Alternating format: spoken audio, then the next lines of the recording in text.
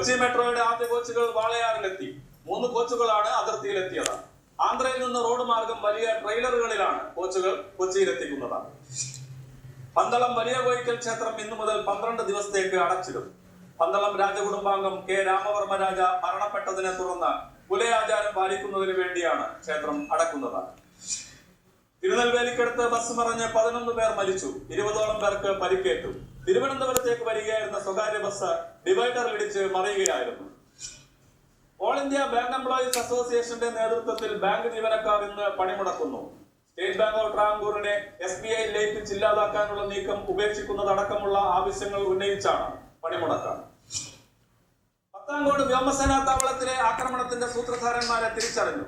പാകിസ്ഥാൻ ആസ്ഥാനമായുള്ള ജെയ്ഷെ മുഹമ്മദ് എന്ന ഭീകര സംഘടനയുടെ തലവൻ മൗലാന മസൂദ് അസർ, സഹോദരൻ അബ്ദുൾ റൌഫ് അസ്ഗർ എന്നിവർ ഉൾപ്പെടെ 4 പേരാണ് സൂത്രധാരന്മാർ.